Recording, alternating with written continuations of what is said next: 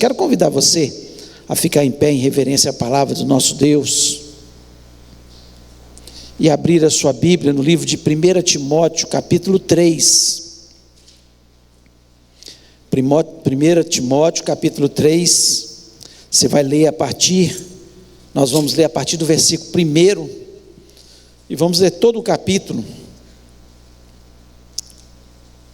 Diz o seguinte: fiel é a palavra, se alguém aspira ao episcopado, excelente obra almeja.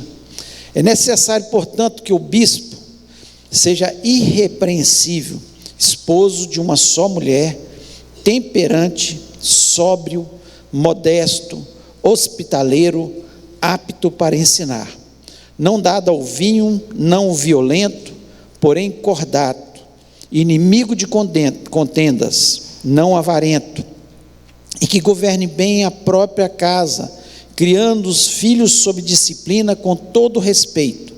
Pois se alguém não sabe governar a própria casa, como cuidará da casa de Deus? Não seja neófito, para não suceder que se ensoberbeça e incorra na condenação do diabo. Pelo contrário, é necessário que ele tenha bom testemunho dos de fora, a fim de não cair no opróbrio e no laço do diabo. Semelhantemente, quanto a diáconos, é necessário que sejam respeitáveis, de uma só palavra, não inclinados a muito vinho, não cobiçosos de sórdida ganância, conservando o mistério da fé com a consciência limpa. Também sejam esses primeiramente experimentados, e se mostrarem irrepreensíveis, exerçam o diaconato.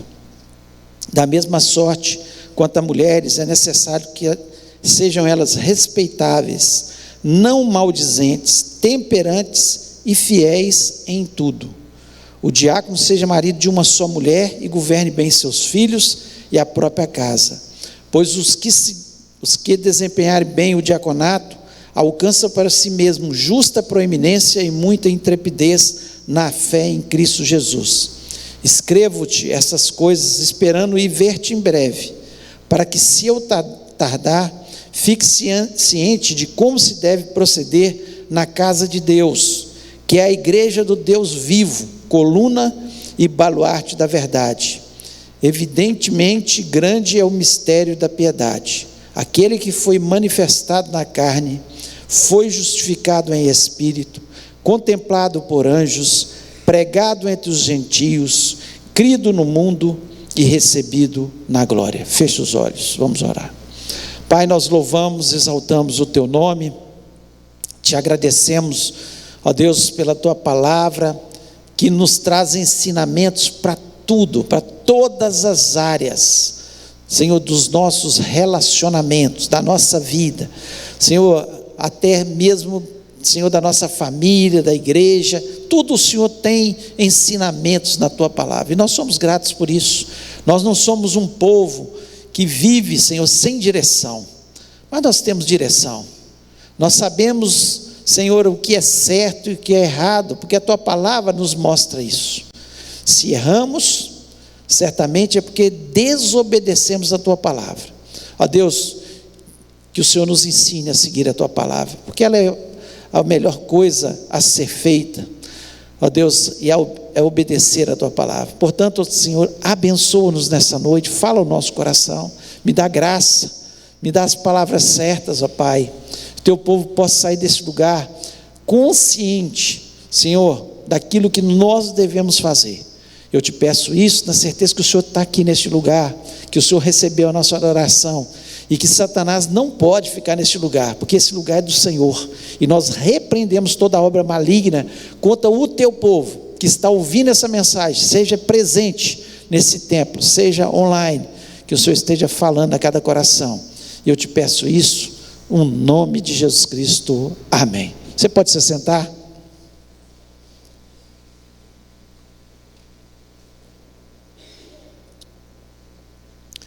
Paulo, ele escreve essa carta a Timóteo, que era um discípulo dele, como nós sabemos, orientando Timóteo a como escolher os líderes da igreja, aqueles que seriam, né, os bispos ou pastores, depende da versão aí, né, ou anciãos, aqueles que dirigiam a igreja, quanto aqueles que eram diáconos. E ele dá uma série de referências, inclusive para as mulheres. Fala sobre as mulheres aqui, líderes também. E ele dá uma série de referências como essas pessoas deveriam ser. E quando a gente lê esse texto, é lógico que a gente pensa na liderança, porque a liderança, se a liderança está perdida, está fora desses parâmetros, não está seguindo esses parâmetros, imagina o povo. Nós normalmente seguimos nossos líderes, queremos fazer como eles fazem, e assim os líderes têm que dar exemplo, e não temos nenhuma dúvida disso, que é uma responsabilidade muito grande, que cai sobre os ombros de todos aqueles que são líderes em qualquer local. Mas isso aqui não é um padrão só para os líderes. O apóstolo Paulo escreve para os líderes, falando sobre o caráter deles, o caráter, mas muito mais para todos nós cristãos. Quando nós lemos isso aqui, temos que ter a certeza que isso aqui é para todo mundo. Todo cristão tem que pensar, não, eu estou lendo isso aqui, isso é para a minha vida. Ele está escrevendo para o líder, porque é um absurdo um líder que esteja saindo desses parâmetros, né? Daquilo que o apóstolo Paulo está dando a direção aqui. Mas é claro que isso é para todos nós, por isso essa mensagem não é para os líderes apenas, é para cada um de nós. E Paulo está falando do caráter. Caráter é uma coisa muito séria na nossa vida, especialmente como cristãos. Como cristãos, nós temos que procurar ter o caráter de Cristo. Temos falhas, erramos, falhamos aqui ou ali, mas nós temos que procurar buscar esse modelo, que é o modelo que Jesus Cristo foi, totalmente. E hoje a gente vê que, inclusive, as empresas estão preocupadas com isso. Antes olhava a competência, o currículo segundo a competência. Hoje eles estão olhando muito mais o caráter do que a competência. Estão olhando a vida da pessoa, como é que ela é, como é que ela saiu de outras empresas, o que aconteceu, né? Como é que ela hoje tem as redes sociais, como é que ela, o que ela está postando nas redes sociais. Eles estão olhando muito mais do que a competência, porque descobriram uma coisa que é importantíssima: quando nós temos um bom caráter, é fácil de ser trabalhada a competência. A competência a gente trabalha, faz curso, vai crescendo pouco a pouco, aprende aqui, aprende ali, com um e com o outro, e a gente vai crescendo de uma forma geral na nossa competência. Mas o caráter é essencial. Eu não quero ser conhecido como um líder que tem muita competência, mas eu quero ser conhecido como um líder que tem caráter, um líder que faz as coisas certas. Esse é o meu desejo, porque é isso aí que eu sei que agrada a Deus, e eu espero que isso seja o desejo de cada um de vocês. Não como uma pessoa que tem competência, ou canta bem, ou prega bem, ou ensina bem, ou administra bem. Não, mais do que isso, é o caráter, é o que eu sou quando ninguém está vendo. Caráter é isso, ninguém está vendo. O que eu faço da minha vida quando ninguém está vendo? O que eu estou assistindo quando ninguém está vendo? O que eu estou fazendo quando ninguém está vendo? E nós precisamos pensar sobre isso. Eu queria levá-los a pensar sobre isso, né? Nessa noite. Eu espero que vocês possam pensar. Mas antes eu queria contar uma historiazinha. Ler, na verdade, uma história para ilustrar essa mensagem. Ela fala de uma pescaria inesquecível. E esse é o título da minha mensagem: uma pescaria inesquecível.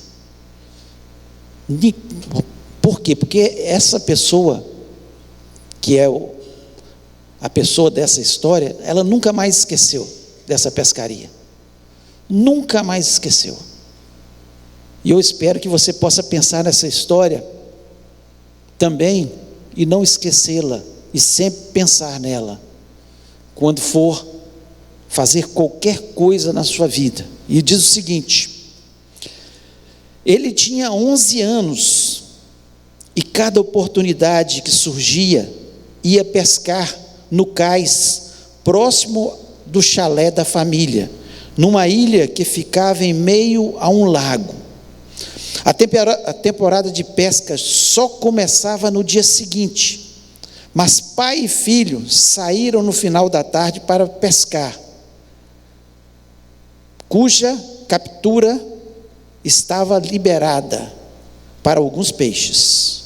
O menino amarrou uma isca e começou a praticar arremessos, provocando ondulações coloridas na água. Logo elas se tornaram prateadas pelo efeito da lua nascendo sobre o lago. Quando o caniço vergou, ele soube que havia algo enorme do outro lado da linha. O pai olhava com admiração, enquanto o garoto, habilmente e com muito cuidado, erguia o peixe exausto da água. Era o maior peixe que já tinha visto, porém sua pesca só era permitida na temporada.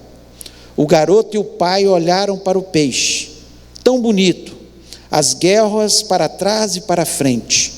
O pai então acendeu um fósforo e olhou para o relógio. Eram 10 da noite, faltavam apenas 2 horas para a abertura da temporada. Em seguida, olhou para o peixe e depois para o menino, dizendo: você tem que devolvê-lo, filho. Mas papai, reclamou o menino, vai aparecer outro, insistiu o pai. Não tão grande como esse, choramingou o menino. O garoto olhou à volta do lago. Não havia pescadores ou embarcações à vista. Voltou novamente a olhar para o pai.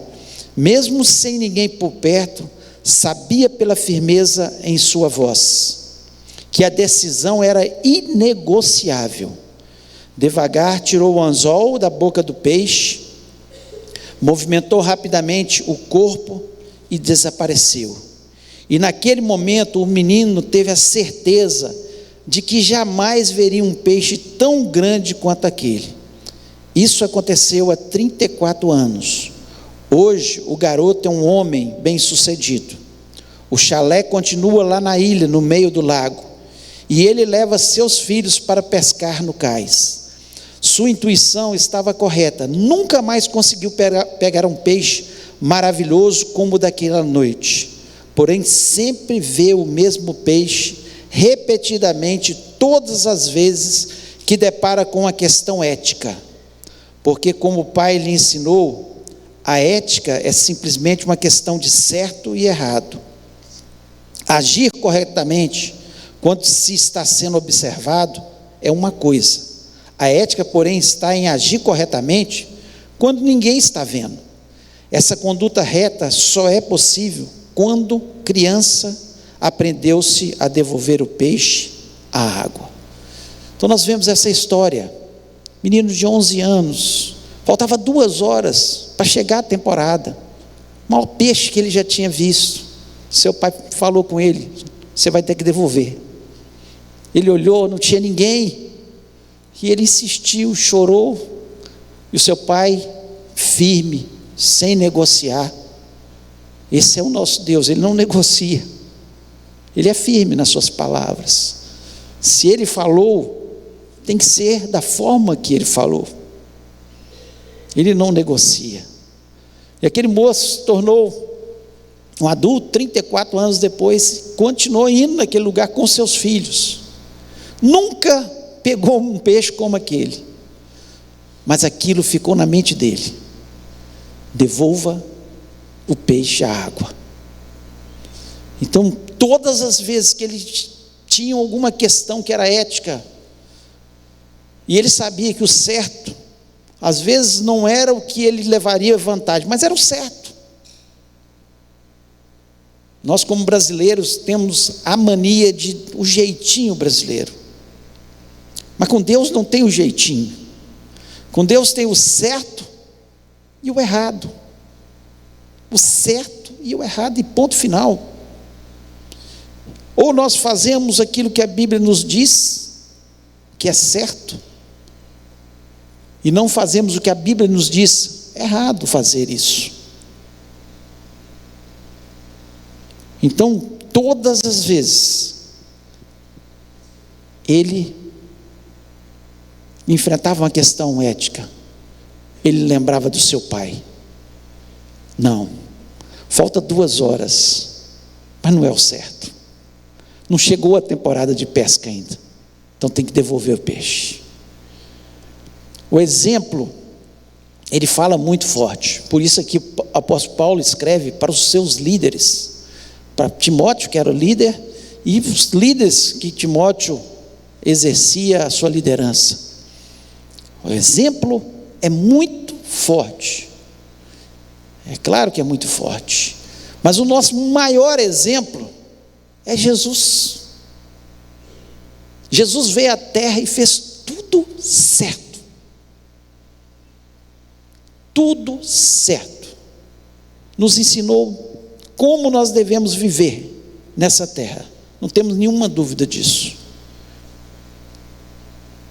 E nós temos que pensar, todas as vezes que surgiu alguma coisa na nossa vida, pode parecer bom, mas vou levar vantagem, pode parecer o melhor para a nossa vida, mas se não é de acordo com a palavra de Deus, devolva o peixe à água. Não faça, não vai dar certo,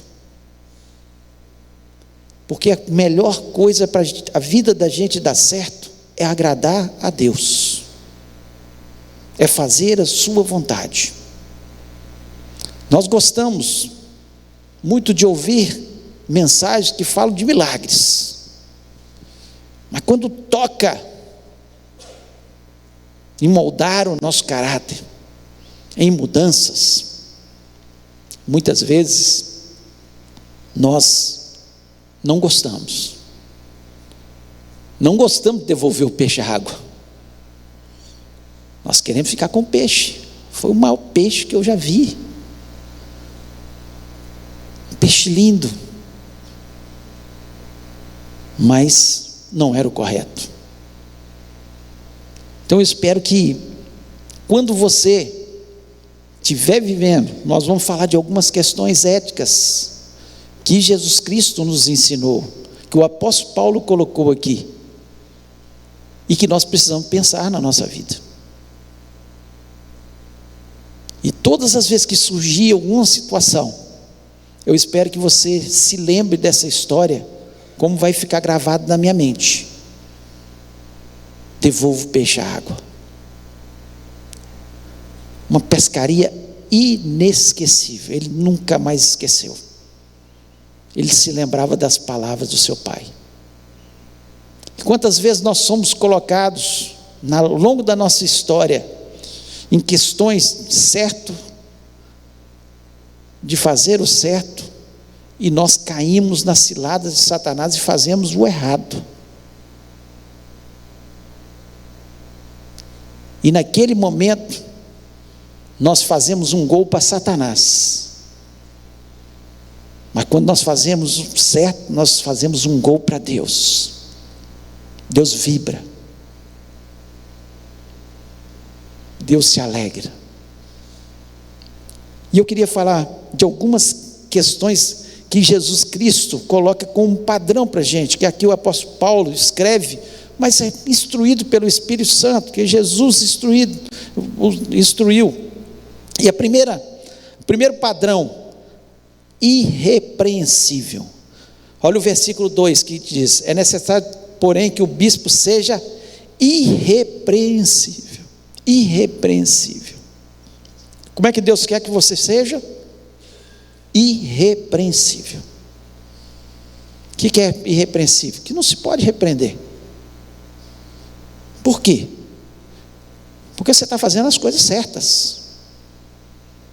Você está fazendo as coisas segundo a palavra de Deus.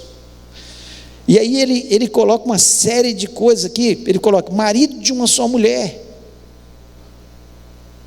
fidelidade. Está falando de fidelidade. É gente que é fiel. Fiel a Deus, fiel ao esposo, fiel aos amigos, fiel. Nós precisamos entender que Deus, um dos atributos de Deus é fidelidade. E nós fomos criados à imagem e semelhança de Deus. E Ele quer que nós sejamos fiéis. E fiéis nos nossos relacionamentos. Tem pessoas que são fiéis até um momento nos relacionamentos. Até o momento que ele vai levar uma vantagem em alguma coisa, ele é capaz de trair o amigo, o sócio, a esposa, vai levar alguma vantagem. Integridade, irrepreensível, é o que Deus quer que a gente seja. Jesus não tinha um que acusar, porque ele era irrepreensível, não havia pecado sobre a sua vida. Eles se inventaram contra a vida dele, caluniaram, porque o que Deus quer da gente é que a gente seja irrepreensível.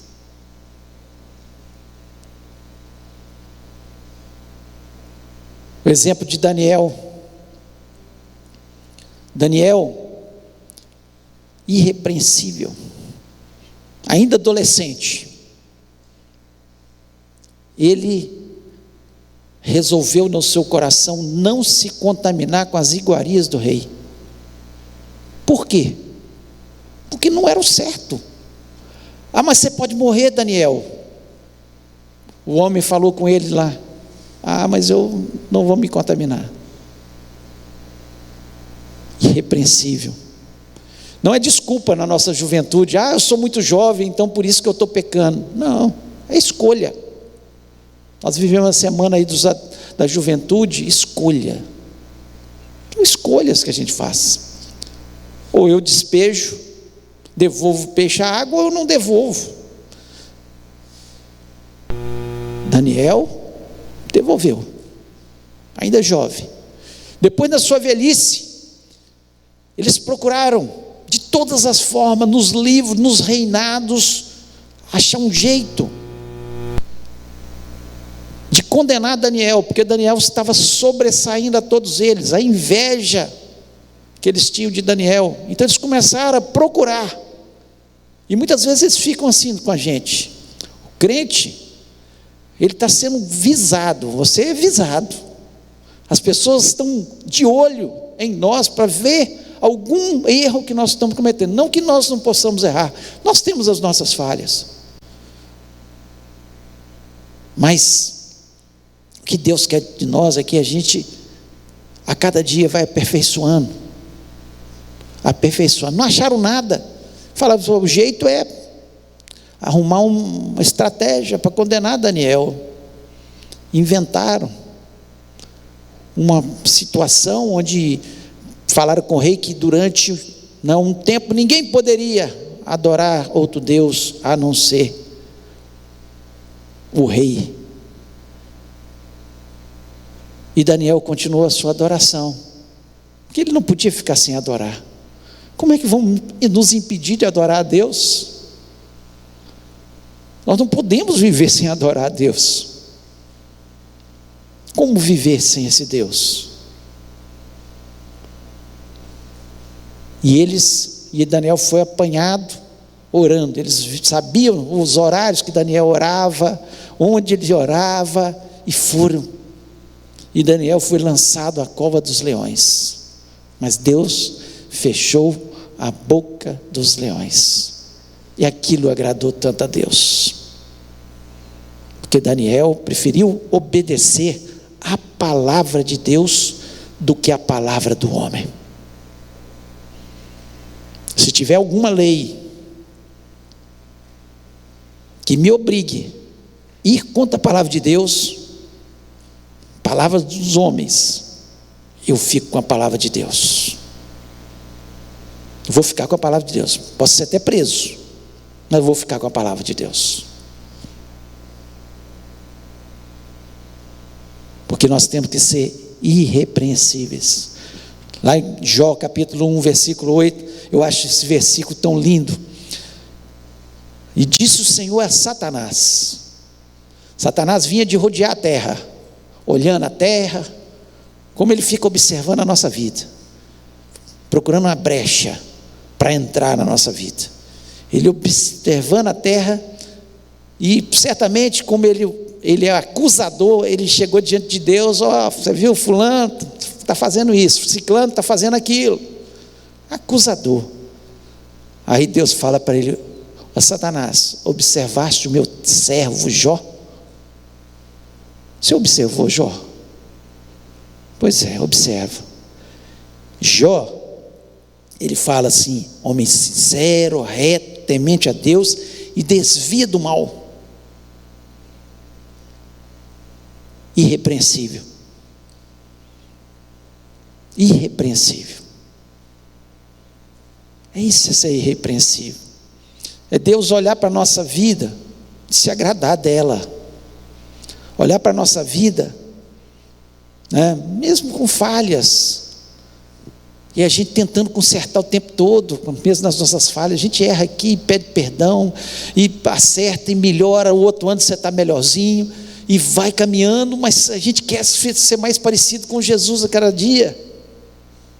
É isso que Deus quer da gente, porque perfeito só foi Jesus. Daniel teve falhas, Jó teve falhas, Davi teve falhas, Moisés teve falhas, José teve falhas, homens que nós admiramos pelas suas vidas, mas que falharam, como nós falhamos, mas que procuraram ser irrepreensíveis, agradar a Deus, fazer o certo, obedecer a palavra. Segundo, ele fala de outro padrão: equilibrado.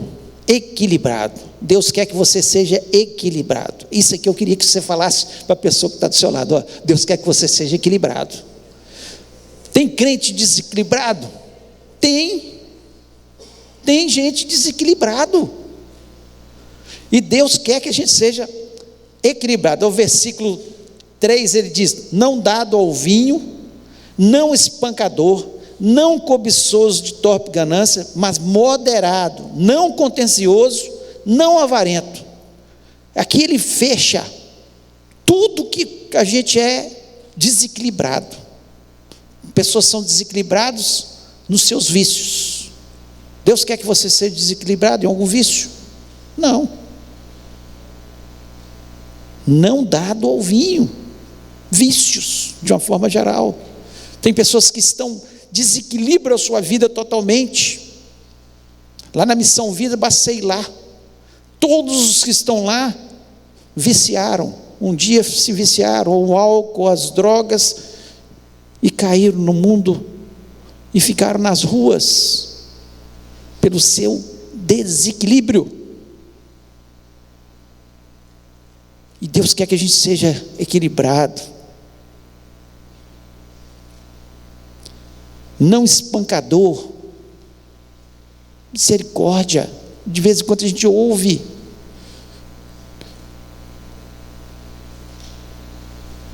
homem que bate na mulher, mulher que bate no marido, espanca os filhos. Disciplinar é uma coisa, espancar é outra. Ser desequilibrado.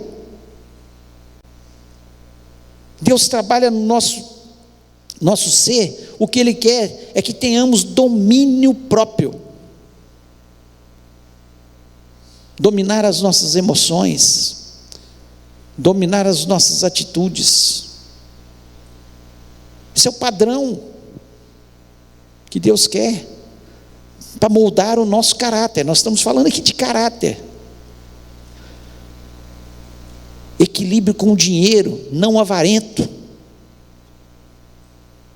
Tem pessoas que são desequilibradas. Uns são avarentos, outros gastam desnecessariamente e depois passam dificuldades, quando a Bíblia orienta a gente também guardar para o dia mau. José do Egito falou isso na época de seca, época das vacas gordas. Guarda um pouco, faraó, para quando chegar o tempo da seca, o tempo de dificuldade, a gente ter. Desequilíbrio.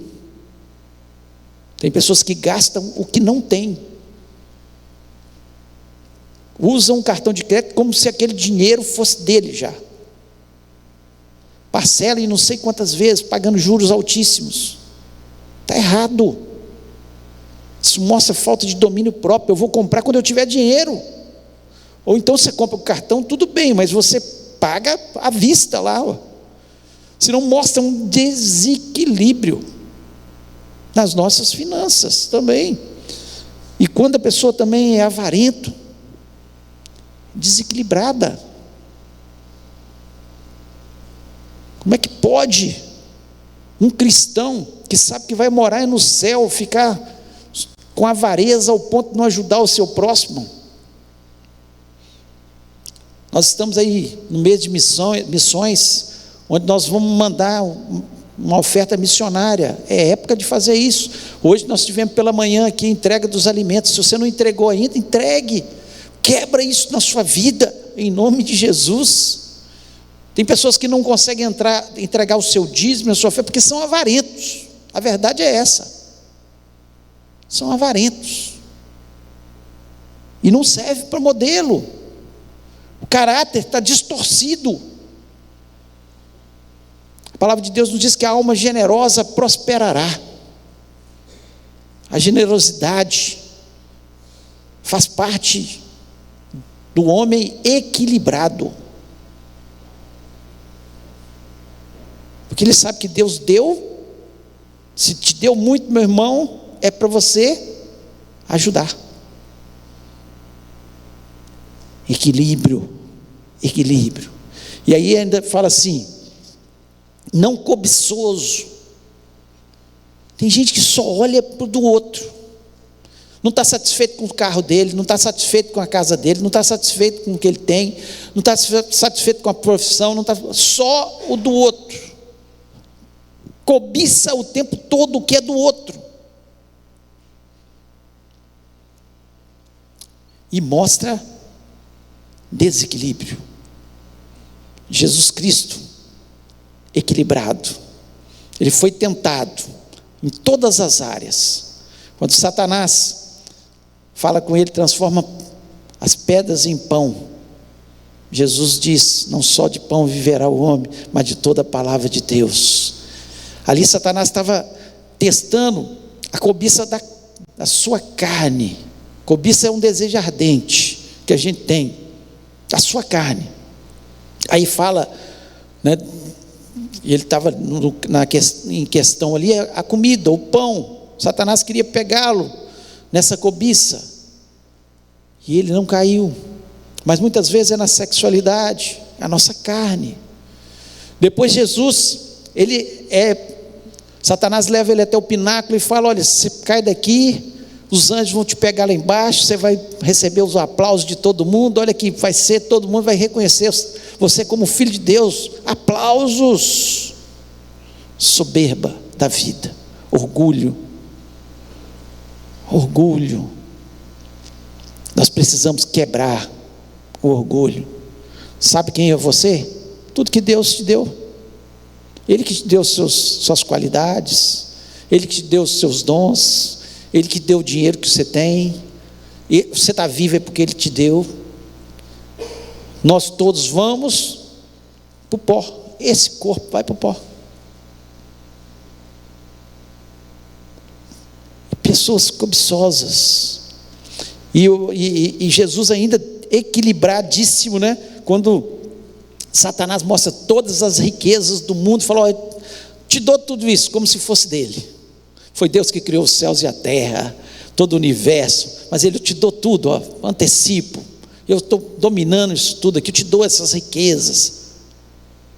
Jesus olhou para aquilo e falou: Satanás, está de brincadeira,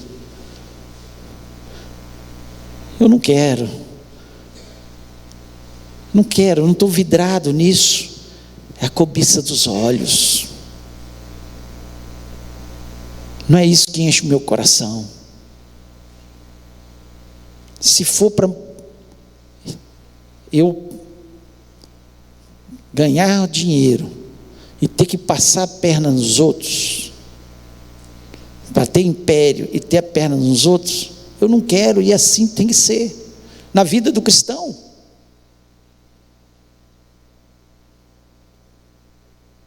Equilíbrio. Jesus nos chamou para ter uma vida equilibrada, nas finanças, no jeito de tratar as pessoas, nos nossos relacionamentos, na questão dos vícios.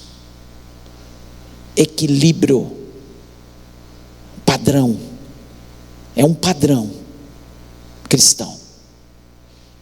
E para nós terminarmos, o último padrão: bom testemunho fora da igreja. Ter testemunho aqui dentro da igreja é fácil. Aí no versículo 4 ele fala: que governe bem a sua casa, tendo seus filhos em sujeição com toda modéstia. No versículo 6, não neófito, para que ensoberbecendo não cair na condenação do diabo. Então, o que Deus quer da gente? Que aqueles que estão lá fora, que estão nos observando, olhem para a gente e falem: não, ele dá bom testemunho. Como é que nós nos portamos no nosso trabalho? Como é que nós tratamos as pessoas no nosso trabalho? Aqui na igreja, a paz do Senhor, abraça e etc. E lá fora? Nós tratamos com ignorância, com rispidez. Como é que nós tratamos as pessoas da nossa casa? Como é que eles são tratados? Então o testemunho, o que o apóstolo Paulo está dizendo para Timóteo: olhar como é que a pessoa está governando a sua casa lá, não está governando nem a sua casa direito, como é que vai governar as coisas de Deus? Se você não dá um bom testemunho lá fora, se não dá um bom testemunho, o que adianta? As pessoas vão olhar exatamente o que eles olhavam nos fariseus, nos escribas e fariseus: hipocrisia. E a coisa mais difícil é uma pessoa se converter quando ela lida com um cristão que é hipócrita, que se diz cristão e é hipócrita, porque ele vê que ele prega uma coisa e vive outra, completamente diferente. Eu vivo o que eu prego. Nós temos que pensar. Nós temos que parar para pensar. Porque se eu não tenho feito isso, olha o que diz o versículo 7: convém também que tenha bom testemunho dos que estão de fora, para que não caia em afronta e no laço do diabo. Que tenha bom testemunho dos que estão de fora. Ter bom testemunho dos que estão aqui dentro, nós pegamos a nossa Bíblia, vestimos a nossa roupinha, mudamos nosso linguajar e nos vestimos de cristão. E como é que nós estamos lá fora? E aqui, nós vemos aqui, algumas referências para os lá de fora. Que seja hospitaleiro, no versículo 2, hospitaleiro. Como é que você recebe as pessoas na sua casa? Como é que você recebe as pessoas no lugar que você trabalha? Isso é hospitalidade. Como é que nós recebemos as pessoas na igreja?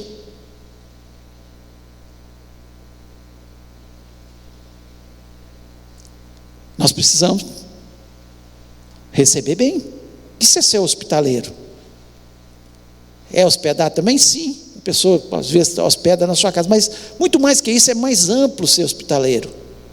Hospitaleiro é quando eu sou hospitaleiro aqui na igreja, eu sou hospitaleiro no meu trabalho, eu sou hospitaleiro na minha casa, eu recebo bem as pessoas na minha casa, elas se sentem confortáveis, elas se sentem bem, elas se sentem amadas. E ele ainda fala, não ter língua dobre. Não ter língua dobre. O que é ter língua dobre? Aqui você fala a paz do Senhor, Jesus, misericórdia, e lá fala palavrão. Lá você fofoca. Lá você fala mal dos outros pelas costas. Isso é você ter língua dobre. Testemunho, aqui, para os de dentro, ótimo. Mas em casa, solta palavrão, fala mal dos outros, seus filhos estão de olho, sua família está de olho, as pessoas que se relacionam com você estão de olho.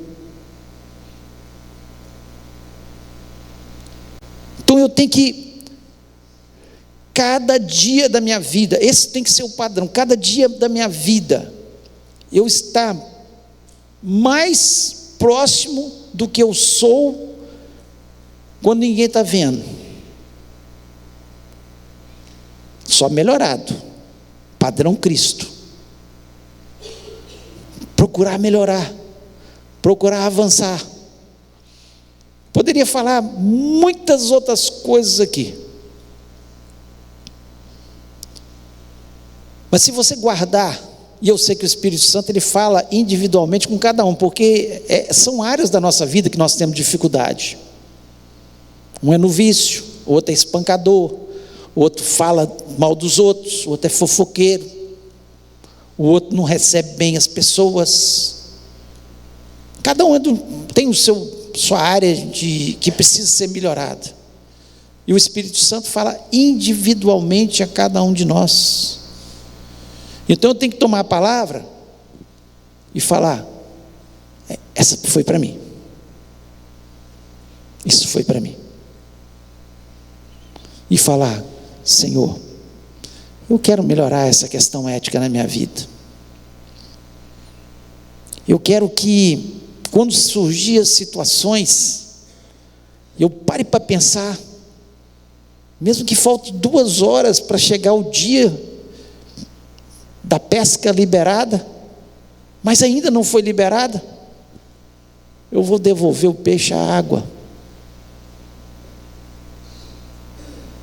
Eu não vou fazer isso. Nós achamos que muitas vezes que nós somos espertos, que nós vamos ganhar quando nós formos espertos, como o brasileiro acha. Passar a perna nenhum, eu ganhei aqui, eu ganhei ali. Não, nós vamos ganhar quando nós agradarmos a Deus, porque a bênção do Senhor é que enriquece em todas as áreas da nossa vida e não traz desgostos. A bênção, nós precisamos é de Deus. É Deus que abre portas, fecha portas, nos coloca nas situações. Agora a palavra, esse é o padrão, e é um espelho, e cada um tem que olhar para isso aqui e falar, isso aqui está feio em mim, isso aqui não é o que agrada a Deus. Isso está deformando o meu caráter. Isso está fazendo com que eu tenha um mau testemunho perante os de fora. Porque eles não acreditam que eu sou crente. Eles não acreditam. Quando eu falo que sou, eles não acreditam, eles duvidam. Porque minha vida tem nada a ver com o que a palavra diz. Eu queria que você ficasse em pé nesse momento.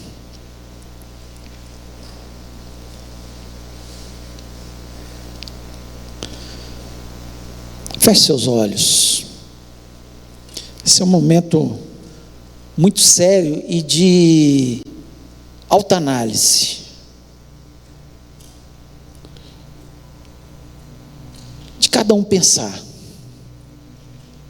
na sua vida, no seu caráter, no seu estilo de vida, se condiz com o que a palavra nos falou. Eu não sei se você tem que devolver algum peixe à água, mas essa é a hora, esse é o momento da gente refletir. Tem pessoas que olham o adultério do fulano de tal, o fulano que roubou, mas muitas vezes esquece que está sendo fofoqueiro, que fala mal dos outros, que guarda uma mágoa no coração, que não recebe bem as pessoas. Então é um padrão amplo e que agrada a Deus, e que cada um de nós precisa melhorar. Eu queria que nós orássemos neste momento. Se Deus falou no seu coração, tem alguma coisa que você precisa falar, não, esta é uma questão ética na minha vida que eu preciso melhorar. Eu gostaria que você sinceramente falasse com Deus e colocasse a mão no seu coração e falasse: Deus, é comigo. O Senhor falou comigo nessa noite e eu preciso melhorar. Eu quero ser um cristão melhor. Eu não estou nesse padrão. Eu preciso melhorar. Se Deus falou no seu coração, coloque a mão no seu coração e nós vamos orar nesse momento, pedir a Deus que trabalhe em cada um de nós, que Ele nos faça pensar, e que de hoje em diante, todas as vezes que surgir uma questão ética, uma questão que você precisa decidir entre o certo e o errado, você se lembre: eu preciso devolver o peixe à água, não é certo, mesmo que pareça muito pouco, mesmo que falte pouco tempo, mas não é o certo. Eu vou devolver o peixe à água, em nome de Jesus. Pai querido, nós louvamos e exaltamos o Teu nome, nós Te agradecemos pela Tua palavra, que muitas vezes ela é dura com a gente, porque ela vai lá, penetra lá na alma, Senhor, e vai mexendo lá no nosso mais íntimo ser. Ó Deus, e eu lhe peço, ó Pai, que em nome de Jesus Cristo, que o Teu Espírito Santo possa completar a obra em cada um dos nossos corações nessa noite. Cada um sabe de si, cada um sabe que precisa de mudança, cada um sabe, ó Deus, o que precisa e que atitude que tem que tomar, ó Pai. Portanto, em nome de Jesus, Senhor, que Satanás não venha nos acusar de hoje em diante, ó Deus, porque nós pedimos perdão pelas nossas falhas, pedimos perdão por todos os nossos erros, ó Pai, e lhe pedimos, ó Pai, que o Senhor nos ajude, Senhor, a ter um padrão que Te agrade, Senhor, que vai nos abençoar, porque quando nós agradamos a Deus, o Senhor nos abençoa, ó Deus. Ó Deus, nós somos gratos ao Senhor, porque nós temos a Tua palavra como um alerta para a nossa vida. Ó Deus, que em nome de Jesus Cristo, todo mal seja quebrado, toda acusação de Satanás seja quebrada em nome do Senhor Jesus Cristo, e que possamos, Senhor, cada dia pensar em Te agradar mais e melhor. Ó Deus, sabemos que o Senhor é o Senhor da nossa história, que sabemos que o Senhor está prestes a voltar para buscar a Tua igreja, e nós queremos subir, nós queremos ir com o Senhor, e para isso nós temos que ter um padrão correto de vida cristã. Não adianta nós ficarmos, Senhor, fingindo de sermos cristãos, e não termos as atitudes que estão na Tua palavra, Pai. Ó Deus, dá discernimento ao Teu povo, Pai, e que, Senhor, haja verdadeira mudança. Ó Deus, eu poderia acrescentar facilmente nesse texto, ó Deus, que nós precisamos, para que haja mudança, para devolver o peixe, um novo nascimento em Cristo Jesus, um nascimento verdadeiro, um nascimento, Senhor, onde nós vamos crescendo diante de Jesus Cristo e seguindo os passos de Jesus. Isso é um novo nascimento, ó Pai, é olhar, Senhor, para as coisas que ficaram para trás, deixar tudo para trás e prosseguir para aquelas que estão avante, ó Pai, e nós queremos fazer isso em nome de Jesus Cristo. Ó Pai, nós não queremos ficar parados, atolados no nosso lamaçal de pecado, nos nossos erros, mas nós queremos prosseguir, ó Deus, e ter uma vida cristã que Te agrade, que faça que o nosso Deus esteja feliz com as nossas vidas. Pai, quero lhe pedir também pela nossa semana, seja uma semana abençoada, uma semana de bênção, uma semana de vitória. Ó Deus, nós estaremos comemorando mais uma independência do nosso país. Ó Deus, em nome do Senhor, abençoa a nossa nação. Ó Deus, nós precisamos dessa nação abençoada. Nós queremos que essa nação siga os padrões que estão na Tua palavra, Senhor, os padrões que dizem como tem que ser a família. Ó Deus, os padrões que são contra retirar a vida das pessoas, ó Pai, contra, Senhor, o aborto, ó Pai, contra todas as questões. Senhor, nós pedimos que o Senhor levante, Senhor, não só na presidência, mas nos cargos, Senhor, de deputado estadual, federal, senadores, ó Pai, governadores, pessoas que tenham compromisso, ó Deus, com a Tua palavra. Renova, Senhor, o nosso congresso, em nome de Jesus Cristo. Nós sabemos, Senhor, para que essa nação seja abençoada, Senhor, nós precisamos de pessoas que votem leis que estejam de acordo com a Tua lei, ó Pai, que não venham, Senhor, perseguir, trazer perseguição à Tua igreja, em nome de Jesus Cristo. Nós confiamos no Senhor, ó Pai, nós esperamos no Senhor. Ó Deus, eu sei que o Senhor é que coloca reis e governantes em cada lugar. Senhor, eu sei que o governo está nas Tuas mãos, e nós confiamos no Senhor, mas o Senhor nos ensinou a orar pelas autoridades, e nós vamos orar sempre pelas autoridades, sejam quem for, ó Pai, nós estaremos orando para que tenhamos paz na nossa nação, para que tenhamos, Senhor, a alegria de andar com liberdade, poder expressar os nossos sentimentos e expressar a nossa fé em Jesus Cristo, ó Pai. Ó Deus, portanto, abençoa essa terra, Senhor, ó, que nós temos a convicção que dessa terra sairão muitos missionários, ó Deus, o Senhor vai levantar muita gente para pregar o Evangelho em todo o mundo. Ó Deus, levanta, Senhor, e eu quero pedir em especial pelos líderes das igrejas, ó Pai, não só pastores, mas liderança de uma forma geral, que o Senhor levante líderes comprometidos com a Tua palavra, que dê bom exemplo de vida, que tenham um caráter, Senhor, moldado ao caráter de Cristo. Ó Deus, e nós pedimos, abençoa-nos, leva para os nossos lares e dai-nos compromisso com a Tua palavra. Ó Deus, nós esperamos apenas no Senhor. O Senhor tem sido o nosso Deus, o Deus da nossa vida, da nossa história, o Deus que tem ido à nossa frente, e eu tenho convicção que o Senhor nunca vai nos abandonar. Leva-nos, ó Pai, eu Te peço isso em nome de Jesus Cristo, amém. Que o amor de Deus, A graça maravilhosa de Jesus e a comunhão do Espírito Santo seja sobre a vida do teu povo, hoje e para todos sempre. Amém.